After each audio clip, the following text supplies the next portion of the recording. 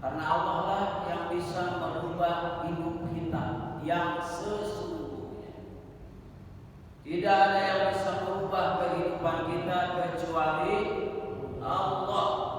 Tidak ada yang bisa memberikan kekuatan kepada kita kecuali Allah. Tidak ada yang bisa memberikan kemampuan kepada kita kecuali Allah. Tidak ada yang bisa membawa kebaikan kepada diri kita kecuali Allah. Maka terus memohon kepada Allah supaya Allah memberikan kekuatan. Kekuatan apa? Kekuatan di dalam taat kepada Allah.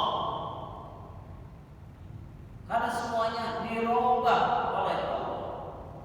Alhamdulillah malam ini kita hadir diberikan kemampuan oleh Allah, diistiqomahkan oleh Allah. Alhamdulillah. Ini sangat luar biasa. Tanpa Allah semuanya tidak akan bisa. Tanpa Allah semuanya tidak. Guru yang hadir, guru yang memberikan tausiah, guru yang selalu menasihat, itu hanya wasilah, jembatan. Kadang tidak menerima nasihat. Guru menasihatin, kadang murid tidak menerima nasihat. Itu hanya sebatas jembatan. Yang bisa merubah kita adalah Allah. Maka kenapa para ulama kuat di dalam ibadah kepada Allah? Karena minta terus kepada Allah. Sampai meminta istiqomah juga. Allahumma rizqna istiqomah. Ya Allah, berikan rezeki kita, rezeki istiqomah. Mudah-mudahan kita semuanya istiqomah. Terus istiqomah. Maka orang yang jaminan istiqomah, la asqinahum ma'an budak. Allah akan memberikan air meluber budak. Ini bahasa kinayah Quran itu. Apa artinya? Kalau orang sudah istiqomah dikasih air meluber. Seperti air mengalir, mau apa aja dikasih sama Allah, mengalir. Duit banyak, mengalir. Tenang, Allah Maha Kaya. Nah ini harus yakin oleh kita. Kalau orang istiqomah, makanya berat istiqomah. Istiqomah ngaji, istiqomah zikir. Semalam zikir berapa yang kita dawamkan, semalam di sholawat berapa yang kita dawamkan. Karena orang tidak akan mencapai kepada Allah kalau tanpa zikir. Nggak bisa melaut, mendalami, menuju Allah melalui lautan zikir.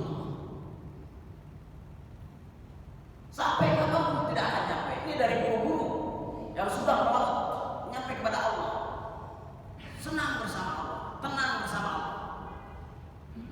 Maka kuncinya adalah selalu mengingat Allah. Wadkuruni adkurukum. Ingatlah kepada Allah, maka Allah akan ingat kepada kita. Di mana kita ingat, Allah pun ingat. Di mana kita tidak ingat, Allah pun tidak ingat. Dan kalau orang sudah ingat terus kepada Allah, apapun oleh Allah akan diberikan. Apapun keinginannya akan diberikan oleh Allah. Karena koneksinya cepat dengan Allah, jaringannya cepat dengan Allah.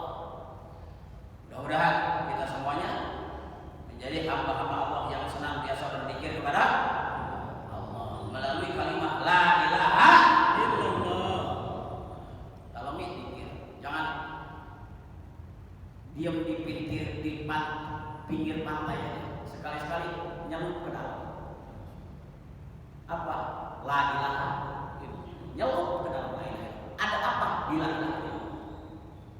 Kalau tidak menyelup, tidak akan bisa. Hanya bisa memandang dari pantai bahwa ini laut. Tapi yang ada di dalam laut tidak akan bisa kita paham kalau tidak mendalami la ilaha illallah. Alhamdulillah. Itu sebatan wadimah. Hancanya bukan itu. Bismillahirrahmanirrahim. Wa nafa'ana wa bi ulumihi wa radiya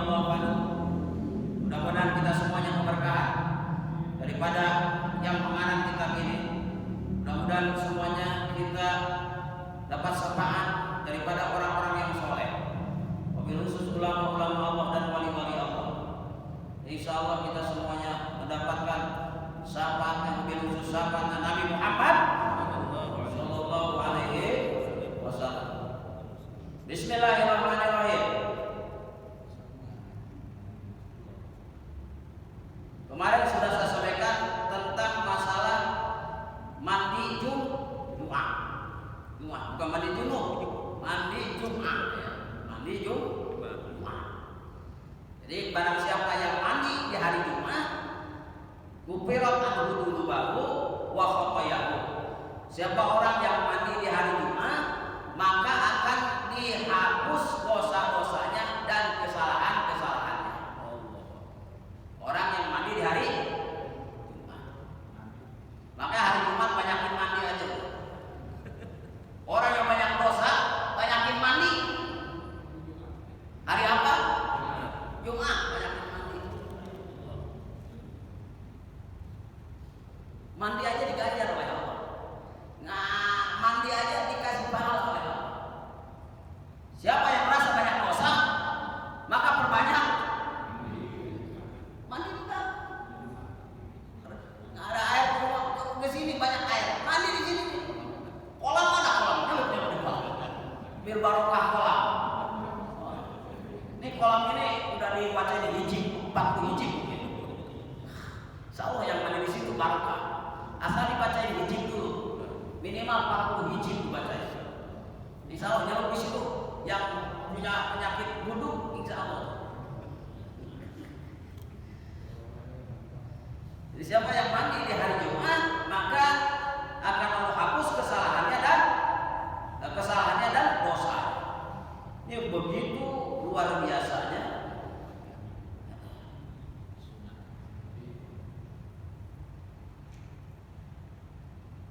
Ini tentang hari Jumat. Soalnya ini hadis tentang menerangkan Jumat. Wa qala Nabi Muhammad sallallahu alaihi wasallam, hadis yang berikutnya, man taraka salasa jumu'atin min ghairi qudrin kataba kutiba minal munafiqin. Barang siapa yang meninggalkan 3 kali Jumat, ini hadisnya yang suka dimasukkan munafik nih. Barang siapa yang meninggalkan Jumat salasa 3 kali, min nggak tahu kemana Pak? Min kopi kemarin itu urusan pemerintah. Udah serahin aja ke pemerintah itu, melarang ya. Udah ada rusuhnya itu Pak. Pokoknya barang siapa yang meninggalkan Jumat min ghairi qudrin, tidak ada kudur. Tidak ada kudur.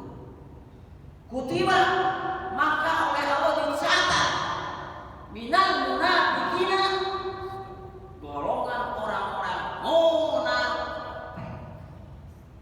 3 kali Jumat. Bukan 3 kali lebaran. Itu Bang Todi.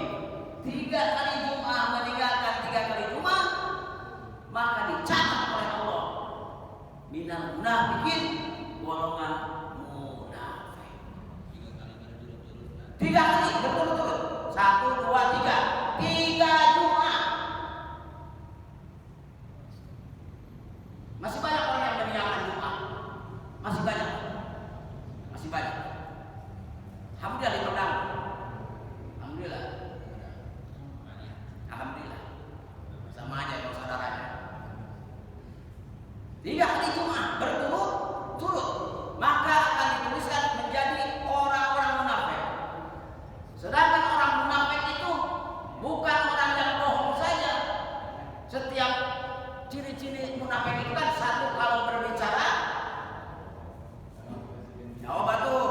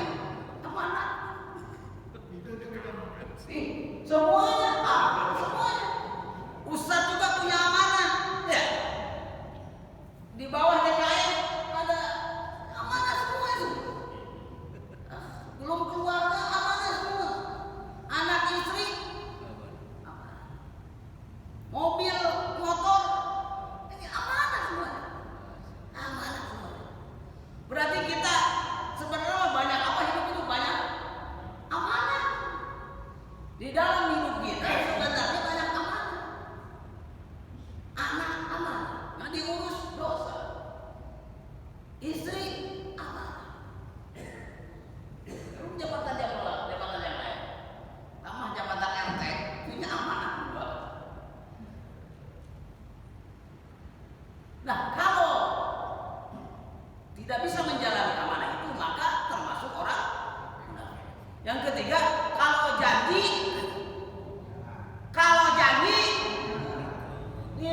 nih paling banyak nih. Pokoknya mah tak kalau janji nih. Pokoknya.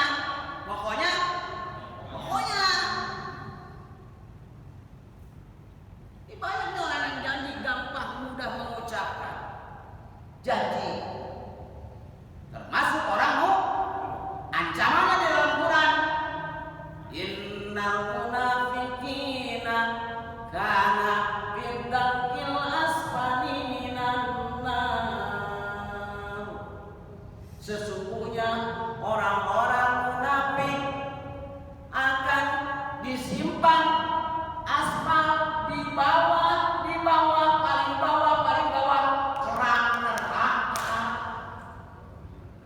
kerak neraka bukan kerak liwet. Kalau kerak liwet mah enak, kerak neraka. Termasuk Jumat 3 kali berturut-turut, maka termasuk orang munafik. Maka yang dulu pernah mungkin meninggalkan Jumat, tobatnya baru kemarin coba. Mungkin ada yang dulunya pernah meninggalkan Jumat 3 kali, bahkan lebih dari setahun nggak Jumat. Sholatnya cuma 2 kali selama setahun. Idul Fitri dan Idul Adha. Di Bojonegoro ada, di Bedang insya Allah. Di Bojonegoro tuh setahun ibadah sholat cuma 2 kali. Idul Fitri dan Idul Adha. Maka dari mulai sekarang taubat kepada Allah. Sama di dalam hadis yang lain pun mengatakan meninggalkan ngaji pun batasnya 40 hari.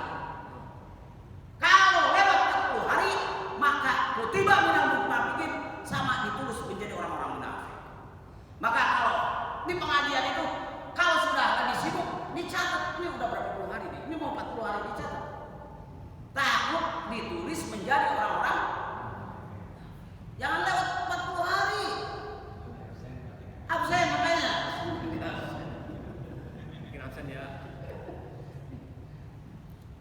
Makanya mudah-mudahan kita istiqomah di jalan. Sekali lagi, barang siapa mantaraka salah satu muatin min bayudin kutiba minal munafiqin. Barang siapa yang meninggalkan salat Jumat 3 kali berturut-turut tanpa udzur, maka orang itu digolongkan menjadi orang-orang munafik, dicatat oleh Allah menjadi orang-orang munafik. Rawahu Tabrani sama bin Zaid. Ini hadisnya sahih ya. Udah percaya aja udah. Kalau udah rawahu Tabrani udah sahih lah. Nih kadang-kadang orang nanya sahih tidak. Ulama bukan nanya sahih. Yang penting sampai ke ulama pasti sahih lah. Udah tinggal ngikutin ulama gimana amat sih nanya sahih doi mutawatir. Kayak ngaji aja lah. Asbabul wirid aja, asbabul wurud ya nggak tahu. Makanya kalau orang ngaji beda. Kalau Quran asbabul nuzul, sebab turunnya ayat. Ayat ini turunnya di mana? Berapa ayatnya? Lalu apa kandungannya? Kan gitu. Ada di Al-Quran itu kan ada jinayat, ada munakahat, ada ubudiyah. Banyak di Al-Quran termasuk hadis yang disebut dengan asbabul wurud. Asbabul wurud itu runtuyannya dari mana? Tembusnya kepada Rasulullah. Ini riwayat daripada Rawahu Tabrani. An Sa'amah bin Zaid, menerima dari Sa'amah bin Zaid riwayatnya. Wah udah yang disampaikan ulama kita percaya aja. Hadis itu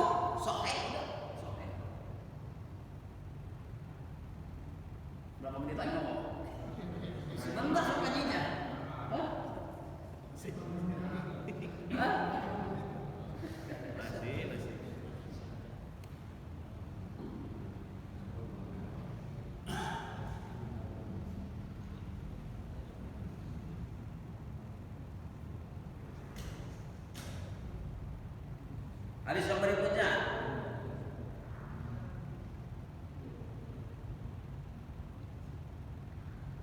man mata, barang siapa yang meninggal yaumal jum'ati, hari Jumat, au lailataha, atau malam Jumat, rubi'a anhu, maka akan Allah angkat anhu, kepada orang yang meninggal hari Jumat atau malam, adabul qabri, siksa kubur. Mudah-mudahan kita meninggalnya hari Jumat. Amin. Mudah-mudahan kita wafatnya malam. Amin. Minta sama Allah malam Jumat atau hari Jumat. Kalau meninggal hari Jumat, malam Jumat, maka tidak akan ada siksaan kubur. Mudah-mudahan. Disiksa di alam kubur, apakah kuat? Disiksa di alam kubur, ada ular di dalam kubur, namanya ularnya Sujaul Aqra. Itu ular segede pohon kelapa, panjangnya kuat sekali begini, kayak kompor gas, keluarin api, ngebelit kepada kita. Mau lari kemana kita? Lalu ditanya, buat siapa ular itu?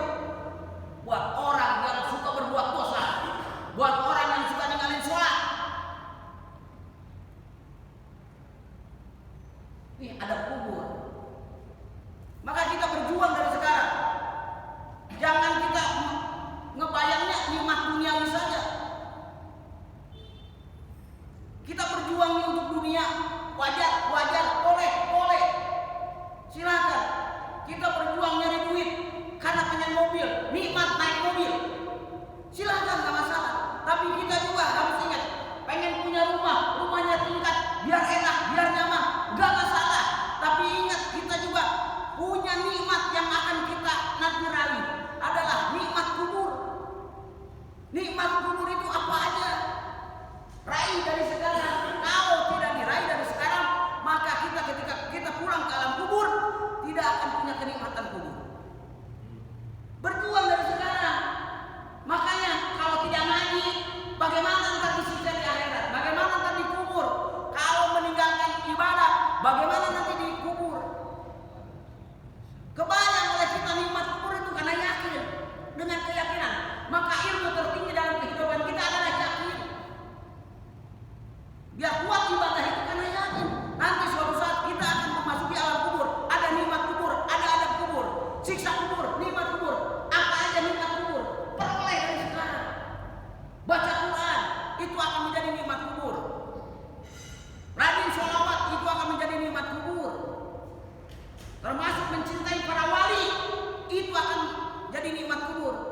Ketika ditanya ke dalam kuburan oleh dua malaikat Munkar dan Nakir, itu gampang kalau kita mencintai para wali, mencintai para ulama.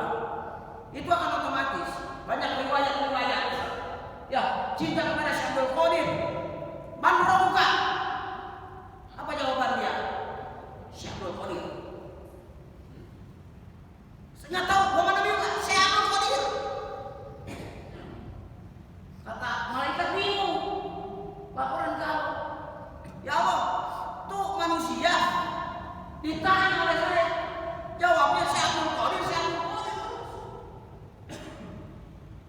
Kata Allah, tinggalkan. Udah, itu muridnya Syekh Abdul Qadir. Tinggalkan. Nggak bakalan benar menghadapi Syekh Abdul Qadir. Karena orang-orang yang cinta kepada ulama-ulama Allah, kepada wali-wali Allah, itu dia punya akan berselamat. Gara-gara cinta Allah. Alhamdulillah. Maka sering-seringlah orang yang yakin kepada tawasul, sering-sering tawasul. Ilah hadrati ini bukan sembarang main.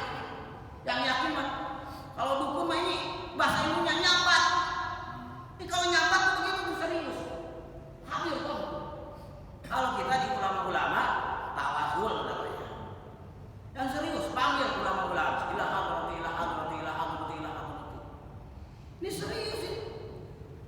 memanggil ruh, termasuk wabil khusus Nabi Muhammad SAW, ruhut tohirin, ruh yang sangat suci. Insya Allah mudah-mudahan kita selalu hadir di dalam hati kita. Insya Allah termasuk kalau kita dikasih muka sama Allah, ketika ngaji begini, hadir begini, ini para malaikat di dalam hadis menyatakan hadir semua, cuman belum nyampe ke situ. Cuman yakinkan oleh kita bahwa insya Allah kita akan selalu dilindungi oleh hamba-hamba Allah, oleh makhluk-makhluk Allah yang dilindungi oleh Allah, wabil khusus para malaikat. Mudah-mudahan kita meninggalnya wafatnya hari Jumat, malam Jumat. Bagi kita mah, bagi Rasul hari Senin, Rasul mau dimasuk ini. Nah kita mah belum. Mudah-mudahan meninggalnya hari Jumat atau malam. Apa jaminannya? Rupiah anhu adabul qabri, maka akan diangkat adab. Maka pengen selamat, maka minta sama Allah, ya Allah wafatkan hari Jumat, ya Allah wafatkan di akhir hayat kami, ya Allah malam Jumat. Amin. Minta sama Allah. Kalau udah minta sama Allah, ya gimana Allah? Yang penting minta dulu sama Allah. Supaya diangkat. Nggak kuat model kita. Masuk ke neraka seketika aja bakal kuat. Rokok aja diginiin berapa detik kan kuatnya. Tukang rokok nih, giniin aja ke tangan berapa lama kuat? Berapa tukang bungkus nggak bakal lama. Nggak bakal lama tukang rokok nih. Coba nanti abis ini ngerokok jadi. Kalian di sini bakal lama. Apalagi neraka. Paling kubur sama.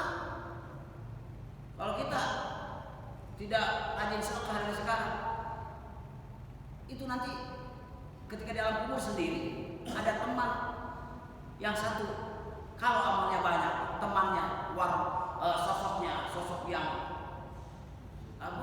yang ganteng, yang cakep, yang enak dipandang.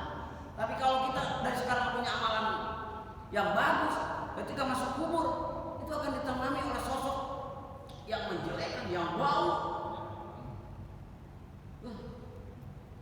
Sampai nanti hari kiamat itu ditemani. Itu tergantung daripada fasilitas keimanan dan ketakwaannya, pengamalannya kalau kubur itu. Ada yang meninggal dari mulai meninggal sampai nanti dibangkitkan yaumul kiamat itu tidur aja. Kayak pengantin. Tahu-tahu nanti yaumul kiamat ditiup oleh malaikat Israfil, itu bangun, itu dibangunkan. Gak kerasa di alam kubur itu, begitu nikmatnya di alam kubur. Kita mau bawa alam disiksa, menjawab pertanyaan berrebukanya tentang lurus lagu 5 pertanyaan. Nah, bisa? Nah, itu saya yang bisa sampaikan. Waktu sudah menunjukkan yang 7 kurang. Belum ada makanan. Insya Allah ya, mudah-mudahan 2 hadis yang saya sampaikan, mudah-mudahan dapat dimengerti dan dapat diingat, mudah-mudahan bisa mengamalkan.